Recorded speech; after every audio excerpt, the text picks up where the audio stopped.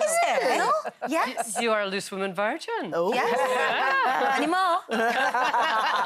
I've got to be careful what I say to you because you're very outspoken on your podcast. You really are. I know. There's no secrets with it in the Crouch clan, but never mind.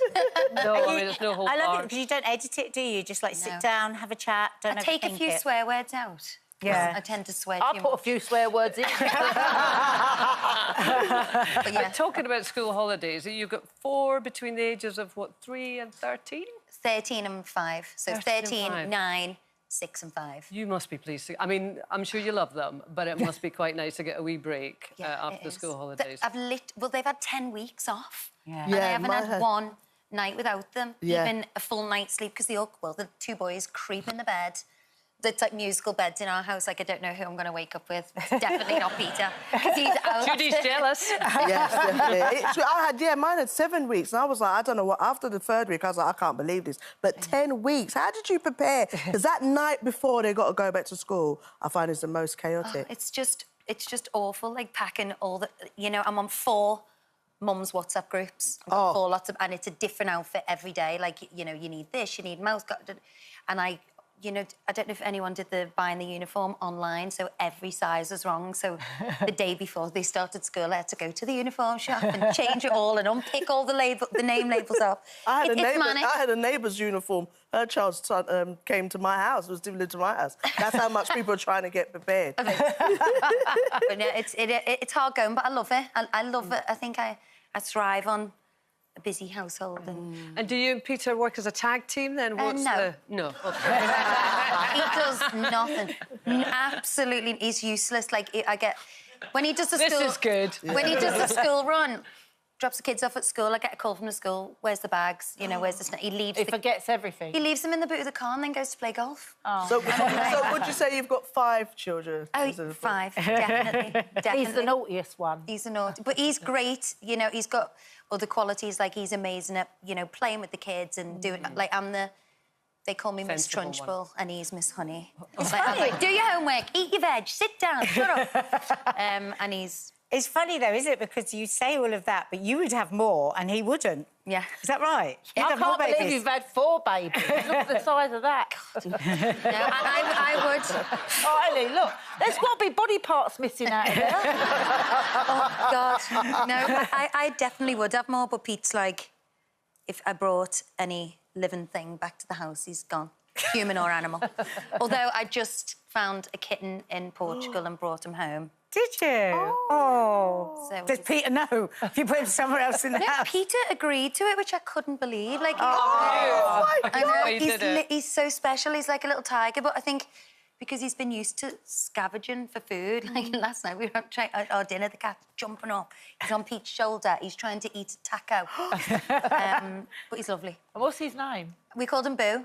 Oh, did you? Yeah. Yeah. Oh. So how do you make time for each other, then? That's the hard thing, isn't it, when you've got kids? Yeah, I think it's so important to make time. We've been together 20 years. Have you? Yeah. Oh, Wow.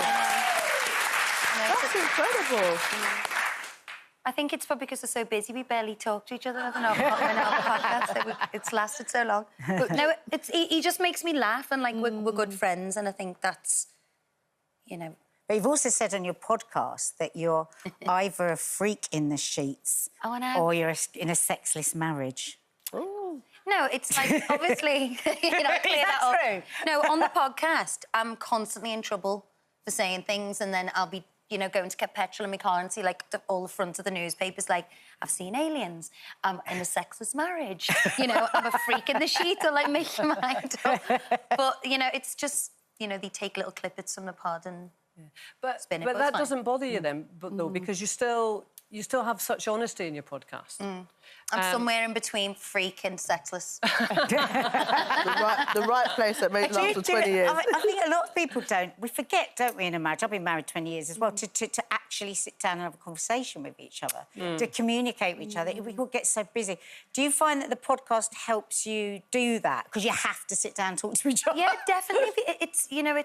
It's called the therapy crouch, and it kind of is a bit of therapy in a way, because, we sit down, we talk about all the funny times we've had, all the years we've been together, the ups, the downs, and Do you find out new things about each other? I found out a lot about Pete when I interviewed him for my other podcast, Exhibit A, because Pete doesn't really open up. He's quite, you know, typical that man. football thing. That, you know, you can't show any weakness. That's like the you know, when he was playing football, you had to, but you couldn't show any weakness. So I interviewed him, which was really hard because, number one, not being able to butt in, which is my downfall. I'm constantly interrupting. And, yeah, he really opened up and I was like, wow, you know. Is that, do you feel like the podcast has changed how you communicate, especially when you talk about things, the pressures that men feel when they're in the public health, or even just as a couple when we look at mental health? Do you think those podcasts has helped? 100%, because we don't argue anymore. We're like, right, that's going in the podcast. That'll be our weekly wine. So we're not, like, bickering every 2 minutes, and we sit down and, you know, I like to talk through things all the time where Pete likes to storm out. So it forces us to, you know, get things off our chest and then we, you know, we cheers to it, find a solution and put it to bed. No. What do you do when you've got time for yourself? What do you like doing? So, well, I'm just working with IHG, Hotels and Resorts, on their new campaign called NOMO, and I was really interested in this because it's a night on your own, you know, as parents. Lovely. It's like, you know, we have to look after ourselves because if we're not happy and we're not healthy, the family is not going to run well. Is cooking with a star still a sore point? Yeah, it is. Chocolate fondant. Chocolate fondant. I'm fuming. I'm never eating a chocolate fondant again, as long as I live. How do you cook, though? Well, clearly not. They're bloody round. What happened? I was in the cook-off with Catherine Ryan, and we had to do a chocolate fondant, and she beat me. Which is... It doesn't look like you've got over this. Yeah. I am. Did she beat you because you made a mistake, or did she beat you because she was... She was better. OK. Biggins is like, Abby, let it go. I'm like, Biggins, I'm not letting it go. I want a rematch.